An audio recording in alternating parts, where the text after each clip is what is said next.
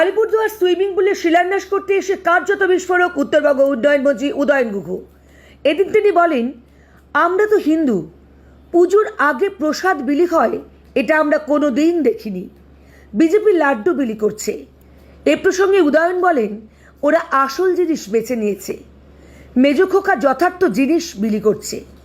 শুভেন্দু প্রসঙ্গে তিনি বলেন, আসলে ওর মাথা খারাপ আছে, আসলে পাগল, 26 এলে টের পাবে। আলিপুরদুয়ারে উত্তরবঙ্গ উন্নয়ন দপ্তর 250 কোটি টাকা খরচ করেছে, কিন্তু ভোট বাক্সে প্রতিফলন নেই, অনেকটা সিপিএমের ব্রিগেডের মতো।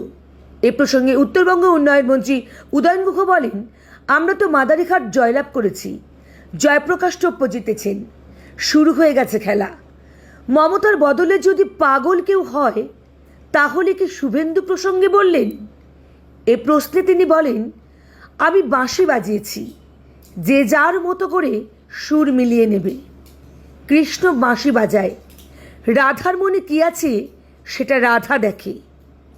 এদিন আলিপুরদুয়ার 18 নম্বর ওয়ার্ডে সুইমিং পুলে শিলান্যাস করেন উত্তরবঙ্গ উন্নয়ন মন্ত্রী উদয়ন গুহ। প্রথম পর্যায়ে 5,19 লক্ষ টাকা ব্যয় হবে। এদিন সুইমিং পুলের শিলান্যাসের পাশাপাশি আলিপুরদুয়ার পুরসভার 8 ও 9 নম্বর ওয়ার্ডে বেশ কয়েকটি পেভার ব্লক ও রাস্তার কাজের সূচনা করেন উত্তরবঙ্গ উন্নয়ন মন্ত্রী উদয়ন গুহ। দাদা, আপনি একটা ব্যাপার বললেন, টেন্ডার এখনো কমপ্লিট নেই। টেন্ডার কতদিনের মধ্যে কমপ্লিট হবে এই কাজ? টেন্ডার কমপ্লিট মানে টেন্ডার অন প্রসেস। টেন্ডারটা যে কোনো মানে টাইম ঠিক আছে 21 দিন হয়ে যাবে জুলাইয়ের মাঝামাঝি। তারপরে 7-8 দিন লাগে হচ্ছে ওর ফিনান্সিয়াল যে বিয়েগুলো আছে সেগুলো ঠিক করতে। সেটা কি আগস্ট থেকে শুরু হচ্ছে? আগস্টে শুরু হবে। উত্তরবঙ্গ উন্নয়নের বহু কাজ হয়েছে, কিন্তু বেশ কিছু কাজ থমকে রয়েছে, মানে আপনারা কাজ শেষ করলেও সেটা আর কার্যকরী হচ্ছে না। এইটা ব্যাপারে আমি বলতে পারবো না, কারণ আমরা বিভিন্ন সংস্থার হাতে তুলে দিই। এই সুইমিং পুল হবে, সুইমিং পুল যদি আমরা পৌরসভাকে তুলে দিই, তারপরে যদি পৌরসভা চালাতে না পারে তাহলে পৌরসভার বিষয়টা কৈফিয়ত দিতে হবে। ওটা তো আমি আপনার দপ্তর 250 কোটি টাকা আপনার জেলা এই আলিপুরদুয়ার জেলায় খরচ করলো, ভোটের বাক্সদের প্রতিফলন ঘটছে না? অনেক ওই ব্রিগেডের সিপিএম এর ব্রিগেডের মতো হয়ে না কেন হবে? এই তো আমরা তো বিয়েতে জিতলাম,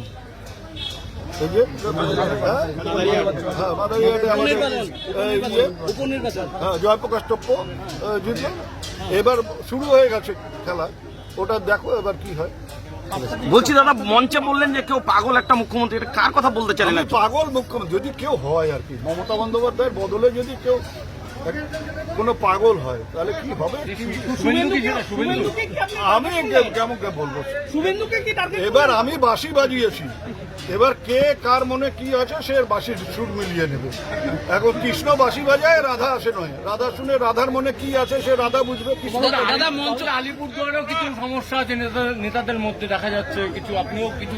আরে বাবা, এত বড় একটা পরিবার, সেই পরিবারে তো কিছু সমস্যা থাকে, তার জন্য তো দাদা মঞ্চ থেকে বিধায়ক নিয়ে একটা কিছু বললেন যে ভরসা করার উপরে, এটা কাকে বলেছেন?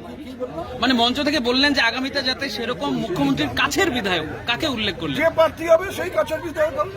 কোথাও দাঁড়িয়ে তো একটা উল্লেখ করতে চাইছেন। না, যে মমতা বন্দ্যোপাধ্যায় যাকে প্রার্থী করবে সে জয়ী হওয়া মানে মমতা বন্দ্যোপাধ্যায়ের কাছের লোক দিয়ে হওয়া। আলিপুরদুয়ার একটা স্টেডিয়ামেরও দাবিও তো আজকে উঠলো। অনেক কিছু দাবি আছে, সব কাজ আমরা করতে পারিনি, করতে হবে। টাকা ভাস্তা এক হয়ে গেল, আপনি কি কিছুটা পিছিয়ে পড়লেন? কোন টাকা ভাস্তা?